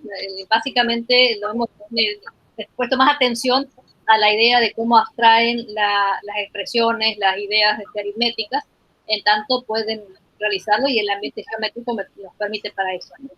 Pero sí te digo que es una que le debo a la reflexión más fina, que significaría, es decir, de hacer una base ahí más fuerte, más clara, de lo que es visualizar en conversión de esta parte de este marco, ¿no? Así que sí te debo la respuesta a eso, porque se me hace muy buena la pregunta. Pero en lo que yo he escrito o pensado todavía me falta extraer un poco más, con más fineza todas las ideas, ¿no? Porque realmente lo he tomado como un medio de hacer la tarea y que vean el sentido de construir las progresiones y las ideas, ¿no? Básicamente la manera de crecer. Pero eso es lo que te podría decir hasta el momento, ¿no? Y sí me es una muy buena pregunta, que me la ha hecho, ahora que estoy siendo revisora del estudiante de Gustavo, sí me ha hecho ver que a veces trivialicé un poco esa parte de la importancia de visualizar como una habilidad importante, que no se puede trivializar con los estudiantes, realmente no es sencillo, pero no me he dado una posición, digamos, para decir qué papel juega, ¿no? Es importante, sí, en un ambiente rico, y que hay que repensarlo muy bien, cómo analizarlo, ¿no? Que es lo que está, por ejemplo, las discusiones con Diego, ¿no? En el sentido de un estudiante de Gustavo que está trabajando la derivada gráfica, ¿no? Entonces, de alguna manera, sí está en un ambiente de que ahí sí tienen que interpretar desde la gráfica, nada más. Entonces, ahí sí creo que es importantísimo. Pero mis reflexiones tendría que tenerla más afinada, ¿no? Así que sí es una deuda que todavía tengo en investigaciones. Gracias, profesora. No sé, Gustavo, vos que estás mirando más fina con Diego, podrías comentarle cuál es la cosa. Bueno, lo primero que he notado en términos generales, que en este marco teórico del razonamiento correlacional, la idea de representación o visualización no está definida. Pero lo que sí está definido es lo de visualizar. Bueno, sí está lo de visualizar, perdón, no está lo de representación, pero sí está lo de imagen y lo de visualizar. Entonces, en términos cognitivos, por ejemplo, se dice que una persona visualiza que hay cambio, que una variable varía continuamente con respecto a otra que no es continua, entonces está a un cierto nivel de desarrollo correlacional. Entonces, lo que yo he pensado es que sería importante teorizar más sobre lo que significa visualizar y relacionarlo con imaginar, porque este marco teórico habla mucho de imágenes del cambio, que son como construcciones mentales sobre, pues, bueno, de hecho se me hace bastante ambiguo, no está muy claro qué es imaginar, qué son las imágenes, aunque ahorita me estoy acordando que sí hay definiciones claras, por cierto, nada más que ahorita no las recuerdo, de imágenes del cambio. Entonces lo que yo he estado pensando es que hay que teorizar con más fuerza qué significa construir imágenes de variable, y en particular lo que yo ahorita, por ejemplo, la metáfora que explicaba hoy y en el último video que les compartí para esta sesión, es que para una manera de imaginar la variable continua es un segmento variable, el valor, pues. Entonces eso es una imagen, una manera de visualizarlo, de entenderlo, una imagen de lo que es variable. Bueno, pero eso nosotros que somos matemáticos, maestros de matemáticas, puede que sea obvio, pero la pregunta es cómo se construye esta idea, ¿no?, de imagen del cambio, o en su equivalente ostensivo, la representación del cambio. Pero no tengo respuesta, nomás digo que ahorita últimamente me ha surgido como importante qué significa, cómo puede alguien construir esa imagen del cambio. Entonces lo que yo estoy pensando es que en términos de actividades y tareas, es construir tareas para que esta imagen del cambio se utilice y sea productiva. Es lo que he pensado, a grosso modo. Y por supuesto, estos software de geometría dinámica creo que son una herramienta muy poderosa para visualizar. No en balde, estos ejemplos que he construido en este video que les compartía, es usando Cabri, pues. Perdón, Cabri. Yo estoy en la actividad. GeoGebra, pues. Entonces, es un poco lo que he pensado, pero está por hacerse, porque en este marco teórico no se habla de representación. Es como subyacente. Lo que se habla es de visualización o imágenes del cambio. Entonces, ¿y cómo ves todas esas imágenes y esas visualizaciones? Lo ves con las verbalizaciones y los dibujos y el comportamiento de los estudiantes. Eso es lo que he pensado al respecto. Suena... Pero bueno, no sé si me escapé mucho de su pregunta, profesor. O nos escapamos. Nos salimos. Muchas gracias por el detalle. Sí, yo había imaginado que más o menos era lo que ustedes nos estaban diciendo, que alcanzaba a percibir que visualizar en los documentos de ustedes era, pues, ver, imaginárselo en la mente dinámicamente. Sí, esa parte es como el meollo del asunto, y hay que ver, de hecho hay artículos nuevos, por ejemplo, hace un año salió un artículo que teoriza sobre el pensamiento figural bueno, que problematiza esto de lo que es la imagen las imágenes del cambio y la variación, sí, con otros conceptos, pero no he profundizado al respecto. Sí, yo tengo una tarea que tengo que hacer, justamente uno de los desafíos que tuve en un curso que di fue cuando quise que de la parte esta de geometría de puntos fijos, ¿qué significaba? Imaginen que esto es continuo, ¿no? Y continuo, pero el asunto es cómo lo hago en geometría, en GeoGebra, porque permite tener la parte dinámica de esa construcción y ver que si yo cambio la partición, pues se mantienen los puntos, en tanto las exponenciales, los logaritmos están ahí. Pero eso me hizo reflexionar realmente qué sé yo de visualización, porque ahí sí sería una mirada dinámica de lo que quiero ver como continuidad. Pero todavía estoy haciendo agua, me lleva muchísimo tiempo el ver el applet que tendría que hacer o los elementos y todavía no logro la primera tarea para eso, y en tanto estoy intentando entender también qué desafíos que es diferente, ¿no? Lo que yo estoy publicando en este momento. Por eso digo que como que estoy todavía en la armada de la idea, porque se me hace muy, muy potente, pero sí no está nada trivial para poder leerlo, ¿no? Pero sí es interesante de trabajarlo. Creo que es uno de los elementos importantes, sobre todo en las partes dinámicas, ¿no? Por eso la herramienta GeoGebra la veo muy, muy rica para no quedarme solamente en estos problemas que tengo de la parte continua a trozos que surge como estudiantes, sino realmente darles herramientas para que puedan verlo, digamos, cómo crece al moverse en algo, ¿no? Es decir, en la actividad dinámica, lo cual no todavía estoy en ese camino, ¿no? Así que sí estoy como iniciando también en una cosa más fina al respecto. Y me falta bastante trecho, ¿eh? Ok, profesores, muchas gracias, muy amables. Gracias. Gracias a ti, Edinson. Edinson, sí, Edinson. ¿Más preguntas, comentarios?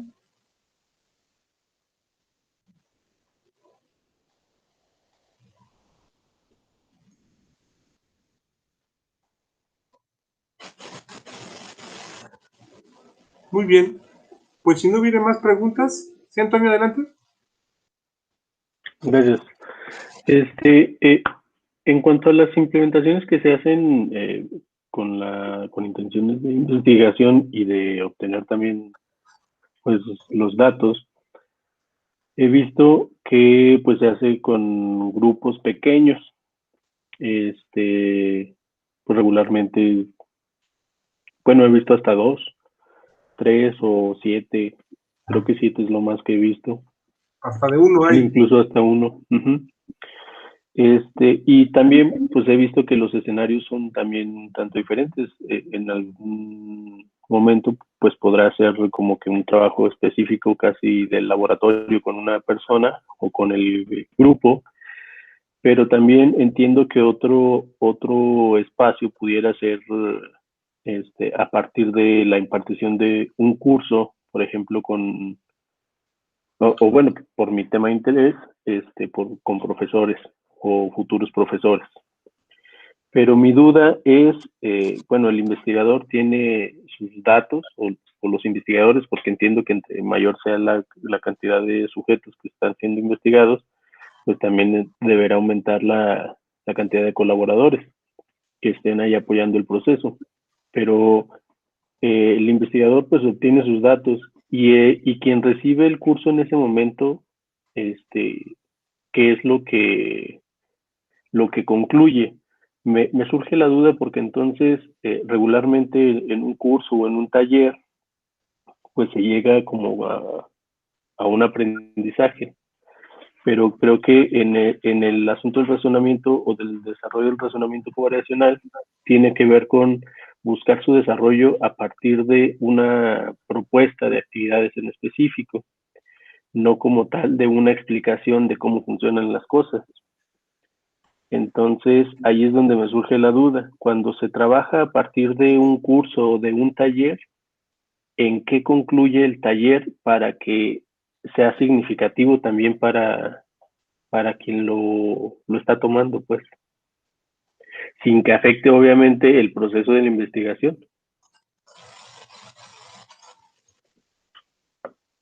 Sí, comúnmente, bueno, una de las metodologías dominantes en este campo de investigación actualmente es el experimento de enseñanza. Entonces, tú diseñas un experimento de enseñanza, tiene una hipótesis de aprendizaje. Y entonces ahí comúnmente en los experimentos de enseñanza está el investigador, está el profesor, están observadores, están los estudiantes o las personas que hacen distintas tareas. Entonces lo que uno analiza es la progresión en esa hipótesis de aprendizaje. En este caso, la hipótesis de aprendizaje en estas investigaciones es la hipótesis de desarrollo del asunto covariacional. Entonces, yo nunca lo he hecho. Comúnmente concluyo diciendo, digo, nunca he hecho, culmino con una explicación. Lo que se culmina es con un resumen de todo lo que se hizo.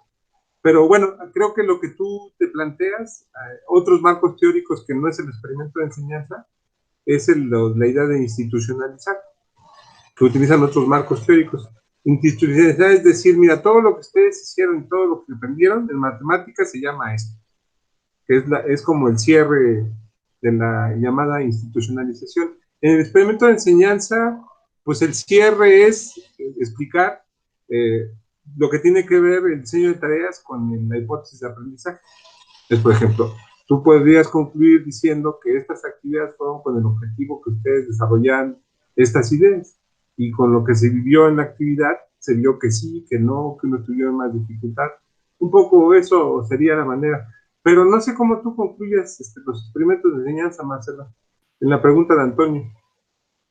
Sí, yo, por ejemplo, cuando doy un curso de profesores, sí intento hacer un cierre dándoles la razón de por qué funcionó todo ese elemento, ¿no? Porque generalmente estoy mirando mucho con más fineza la exponencial logarítmica.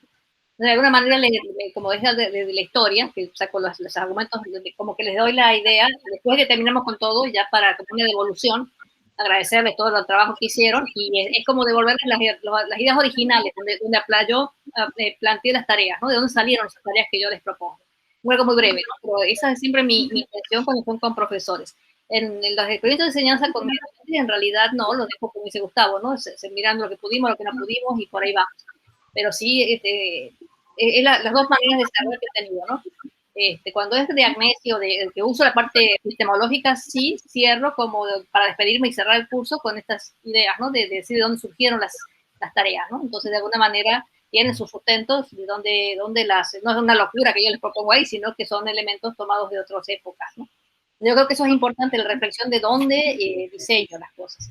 Porque también me interesa discutir con ellos qué vieron de los diseños, ¿no? Cuando yo preparo para profesores, ok, trabajen conmigo, veo los elementos, porque sí estoy trabajando en la idea de tener diseños evaluados por profesores o trabajados con profesores, mejorados con los profesores para llevarlo a la escuela, ¿no?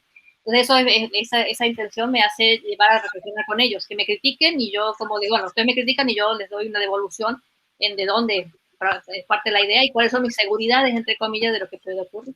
Pero es por el tipo de cursos que uno decide y cuál es el objetivo del curso, ¿no? En definitiva, entonces sí, hay diferentes maneras de cerrar. Por lo general trabajo con un experimento de enseñanza, con una cierta lógica, pidiéndoles tareas y cosas para que vayan mirando. Y a veces algún profesor te sorprende cuando realmente capta la idea, ¿no? Entonces te devuelve una retroalimentación súper interesante, ¿no? Entonces, como algunos elementos hace clic lo que estás trabajando y otros no. Entonces, cuando no hay poquitos los que hacen clic, entonces sí hago un cierre un poco más escolar, digamos, ¿no? Como diciendo, bueno, realmente les agradezco y trabajamos sobre esto y por ahí va, ¿no? Invitarlos a seguir trabajando y pensando conmigo, porque realmente es como validar diseños también, las tareas que propongo, ¿no? Es que me interesaría llevarlas no con profesores, sino que eso sea un material para ellos. Entonces, eso es otra manera, ¿no? Pero son diferentes maneras de cerrar. No invalida la investigación, porque realmente es algo que yo ya trabajé, ya capté con ellos lo que hice, hasta dónde llegaron y demás, con todos los datos anteriores. Entonces no invalida que yo les cierre explicando qué cosa es, porque son un grupo que no voy a tomar de nuevo, en definitiva, de alguna manera, ¿no? Entonces es algo que cierro y cierro. Si vienen de nuevo conmigo, que bueno, veré más adelante, pero por ahí es la idea, ¿no?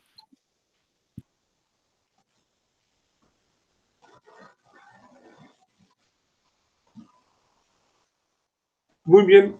¿Más preguntas, comentarios?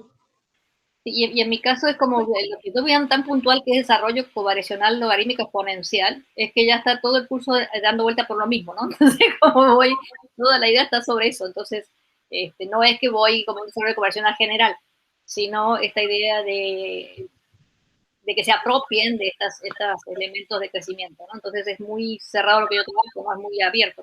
Gustavo está explorando mucho más, es decir, él sí tiene más abertura en lo que está generando, ¿no? Con un procesamiento covariacional más general.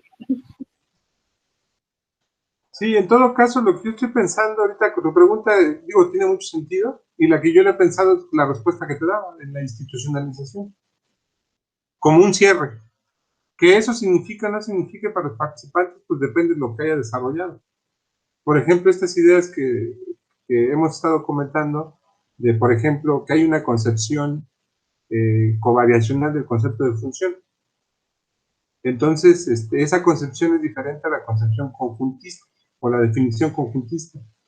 Entonces, la pregunta sería, ¿cómo concluir que tú has construido algún nivel de desarrollo de la conceptualización covariacional de función? Se ve muy complicado, porque si oficialmente el concepto es conjuntista, está difícil institucionalizar esa concepción, ¿no? Para cerrarlo, entonces lo que yo pensaría que puede ser, mira, hay una definición, bueno, me imagino que se puede cerrar una actividad de este tipo haciendo ese señalamiento, que tú has aprendido con estas actividades otra manera de entender el concepto de función, y se cierra. Y eso está en función de lo que de veras hayan hecho los estudiantes. Y lo mismo con otros conceptos matemáticos, por ejemplo, el concepto de pendiente, que tiene, no sé, yo con las cosas que estamos trabajando en este marco teórico, yo también soy de la idea que existe la concepción covariacional del concepto de pendiente. Y el pendiente La pendiente tiene una definición clásica, que es la tangente del ángulo de inclinación de la recta. Entonces, la idea es que el concepto de pendiente te la puedes imaginar covariacionalmente. Entonces, habría que cerrar con esa idea, que se puede entender el concepto de esta forma también. Es un poco lo que yo he pensado al respecto. Porque sí, cada que hago este tipo de tareas y actividades, me llega la duda de qué es lo que en realidad estamos viendo, ¿no? Para los participantes, pues. Entonces, así le haría yo más o menos, pero que tenga sentido, ¿no? Para los estudiantes o a las personas que trabajan, pues está por verse, ¿no?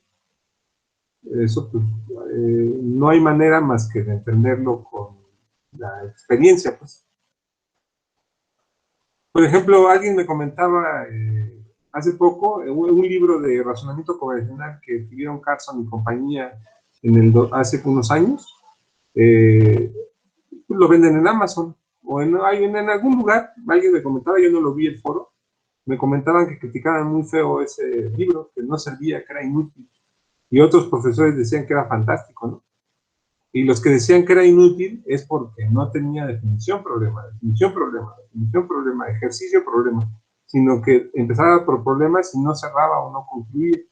¿Por qué? Porque desde la perspectiva, el razonamiento correlacional está asociada con el constructivismo pelletiano. Entonces la idea es que las personas construyen los conceptos, construyen sus estructuras mentales, ellos construyen su imagen del cambio, etcétera. Entonces, por lo tanto, ¿cómo concluir algo que es una construcción? Pues es parte del problema. Pues. Si es una construcción, ¿cómo concluyes? Ya aprendiste esto. No tiene sentido, pues, porque es una construcción. No tiene sentido global, ¿no? Pero bueno, no sé si me confundí o si atendimos a tus preguntas, Antonio. No, sí se atiende. Es que, bueno, a mí me surge precisamente la inquietud porque la idea de mi proyecto de investigación tiene que ver con el desarrollo.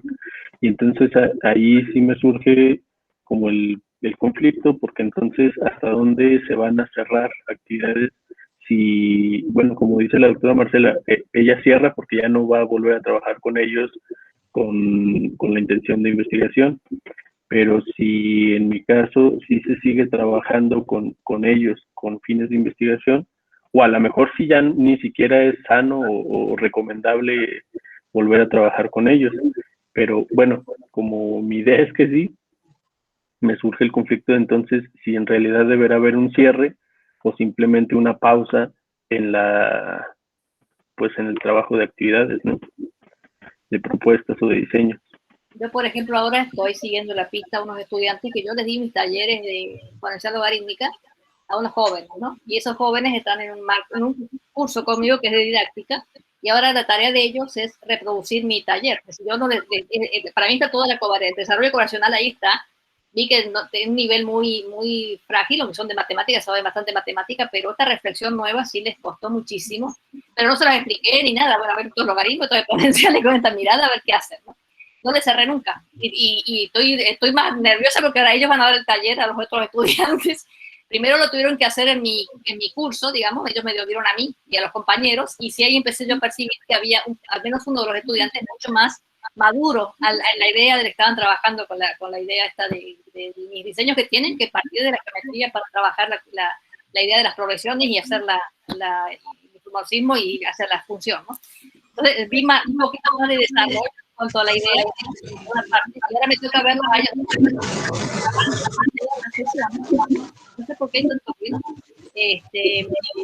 Creo que Gustavo estás abierto. Ahora, entonces la idea con estos estudiantes es seguirles sin decirles nada, es decir, realmente no les explico, solamente les doy el taller, ellos lo viven, y eso tienen que hacer su propio diseño del taller de exponencial logarítmica y pasarlo, ¿no? Primero pasar por mí con sus compañeros como una primera puesta en escena, y luego ahora la definitiva que es con otros estudiantes. Entonces estoy en esa dirección. Yo sí veo que no voy manejando y voy mirando si realmente esta idea de ser talleristas, luego ser los que van a ser, digamos, talleristas en el sentido de participantes, luego ser ellos los que diseñan el taller y ponerlo, la hipótesis es deberían desarrollar con más fineza la idea de la colaboración que hay ahí, ¿no? Es decir, de alguna manera tener más fortaleza después. Entonces en esto estoy ahora en la parte de la tercera etapa, digamos, de todas las grabaciones que estoy haciendo para ir analizándolos y viendo cómo van avanzando, ¿no? Y si no avanzan, bueno, no avanzaron tampoco. Es decir, la idea es como decir, bueno, ¿qué pasó con esta idea de ponerlos a pensar de una manera que no es, porque son muy algebristas los chicos por la formación que tienen en la facultad, así que llevarlos a geometría, a variación, a cosas, fue muy complicado para ellos, pero ahí los dejé, ¿no? Bueno, que hagan aquí las tareas, estas son las tareas, les revolví las ideas, les discutí, pero nunca diciéndoles qué cosa, qué hacer y qué no hacer, simplemente devolviéndoles siempre con preguntas, preguntas y preguntas. Entonces todavía no cierro, la idea es que ellos me devuelvan con un informe y ser testigo de sus talleres y ver qué pasa, ¿no? Entonces otra manera es de seguirles el desarrollo a largo tiempo, porque hace un año estoy trabajando con ellos, ¿no? Desde que inició todo, hace un año ya. Ahora se cumple un año en terminar este semestre. Así que es mi primera experiencia en hacerlo así, como siguiéndoles la pista a un grupo, ¿no?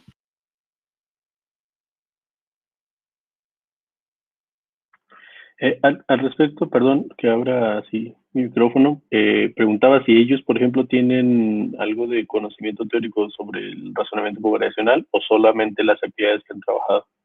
Sí, no, nunca les hablé de razonamiento covariacional. Hablaba de covariación en el sentido matemático, de que tenemos que juntar dos variaciones, en esa dirección cuando yo hablaba, pero nunca les di una idea teórica o cosas, o pedirle que lean los artículos, solamente fue enseñarles a ciertas actividades diferentes de las clásicas para exponencial y logarítmica, que están totalmente diseñadas en la idea de desarrollar el razonamiento covariacional, por el tipo de las tareas, las preguntas que se hacen, los diseños, las tareas que les propongo. Pero no, en ningún momento les puse a estudiar sobre o que ellos hablaran de covariación, obviamente hay palabras que no usan. Y entonces mi idea es ver si en algún momento logran avanzar y que sea también parte de su lenguaje, pero también de su manera de transmitir la idea, ¿no? Lo cual lo veo bastante complicado y creo que va a ser como va a tener que repetir todo de nuevo, los datos están bastante interesantes, pero enormes. Voy a ver si puedo extraer algo claro, porque grabar todo, tener todo, pues siempre es muchísimos elementos que uno va tomando, pero se me hace una idea interesante, ¿no? Y ahí me doy cuenta también de varios errores en cuanto a las tareas, a las cosas, los tiempos que les di, cantidad de cosas que tengo que volver a repensar el diseño de la investigación, ¿no? Te digo que es interesante y bastante complejo el seguir esta idea de cómo van madurando, porque no es de un día para otro, no es una tarea, no es una actividad. Es decir, uno puede hacer algunos acercamientos con una actividad, un curso, pero realmente es trabajarle bastante tiempo la idea de covariación, ¿no? Entonces, por ahí hay que pensar, tengo que repensar varios puntos ahí de una investigación de este estilo, ¿no? Porque realmente es como tirarlos al agua una cosa totalmente nueva y que lo hagan, ¿no? Entonces sí, faltó un poco más de tiempo de poder madurar con ellos varios elementos, ¿no? Que con otro tipo de construcciones y cosas, pero sí, por eso digo que hay que pensarle muy bien para mirar el desarrollo de los estudiantes, ¿no? El desarrollo del razonamiento, porque no es de un día para otro, es seguirles la pista bastante tiempo y ver cómo van madurando, cómo las tareas realmente van haciendo mella en cambiarles la concepción que tienen de lo que es función, ¿no? Porque realmente escolarmente están muy clásico todo, ¿no? Entonces, y muy escolarizados incluso aunque están en la facultad. Y romper todos esos elementos sí no es trivial.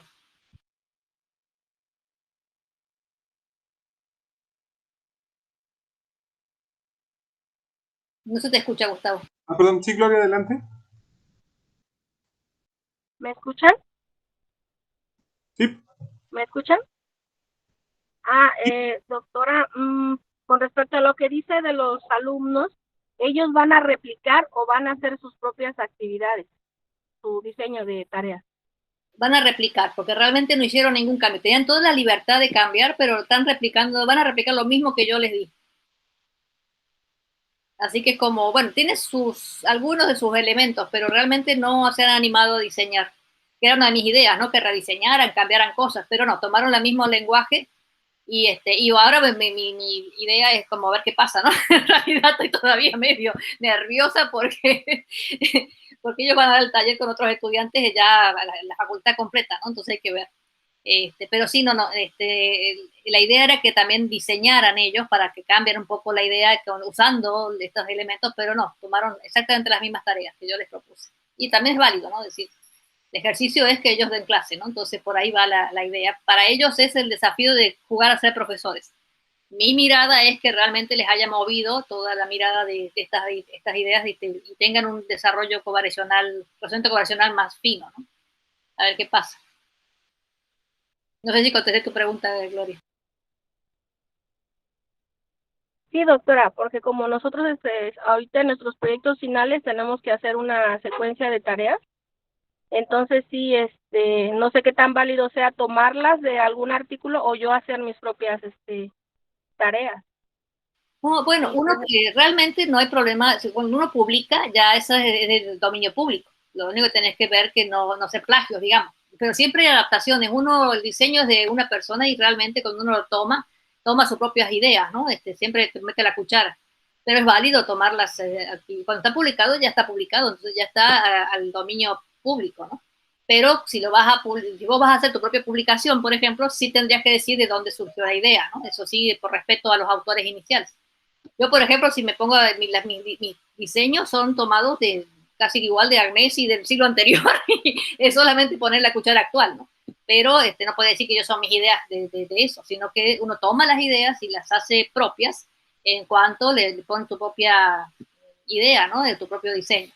Pero siempre viene de alguna más. Entonces sí se vale tomar, por ejemplo, miren la cantidad de artículos que hay con el llenado de recipientes, ¿no? ¿Quién no ha hecho un ejercicio de rellenado de tinacos? Todo el mundo, ¿no? Entonces, pero ya se sabe que los primeros aparecieron con Carson, toda esta idea, ¿no? El de la rueda, ¿no? El de la rueda, ¿cómo se llama esto? De la rueda de la fortuna. También hay muchísimos, ¿no? Es decir, son ideas tan bonitas que uno las toma y lo que cambia es el diseño, quizás el tipo de preguntas, el tipo de discusión que propones, pero la idea central es la misma, ¿no? E incluso puedes tomar el mismo diseño, no hay problema, pero en general no se publican los diseños tal cual, ¿no? Se hace una síntesis, ¿no? De las ideas. Pero sí se vale, yo no veo que haya problema allí. Siempre que se reconozcan los autores, obviamente, ¿no? Necesiten, claro, sí, eso sí, por respeto al autor, ¿no? Nada más. Ah, sí me quedó claro, doctora. Muy bien. ¿Más preguntas, comentarios?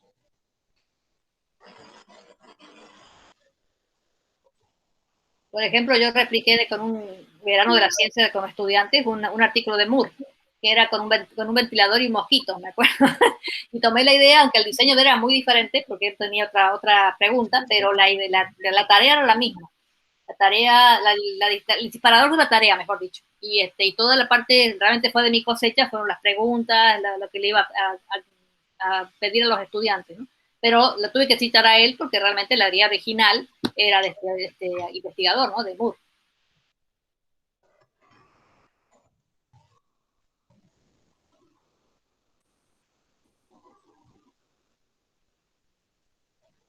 Sí, yo he hecho lo mismo con el llenado de recipientes, con todo, pues, es parte de la actividad.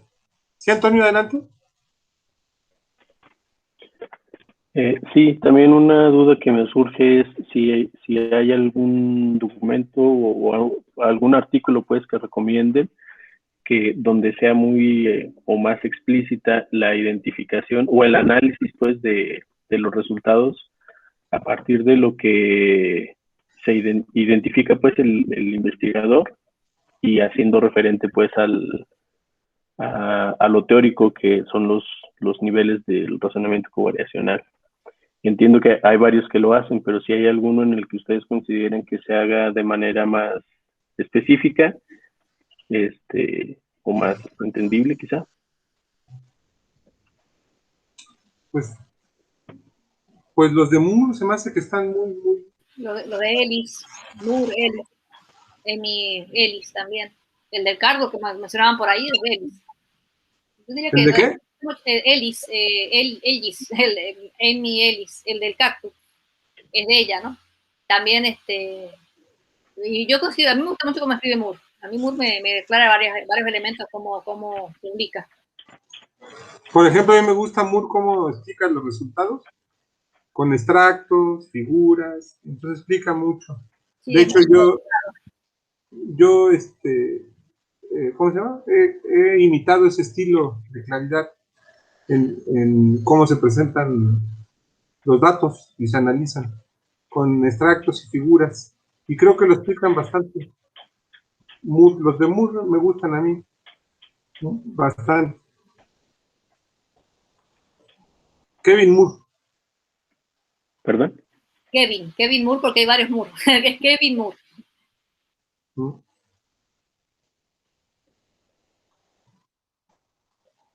Muy bien, ¿más preguntas, comentarios?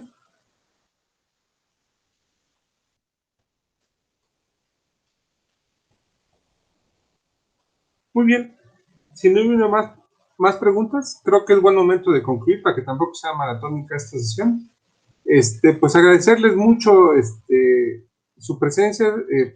Estos temas de estudio lo ofrecemos con el fin de compartir un poco o mucho de lo que sabemos al respecto, y pues espero que haya sido de utilidad. Y bueno, no sé más si gusta cerrar. Sí, no, agradecerles porque realmente ha sido muy interesante el repensar y intentar contestar las preguntas que varias no pude contestar, así que gracias por dejarme desafiada con sus inquietudes. Agradecerles realmente y espero que tengan éxitos en sus propias investigaciones también. Y hacer equipo para todo lo que sea necesario es importante también. Así que acá nos tienen para lo que puedan ser útiles. Adelante.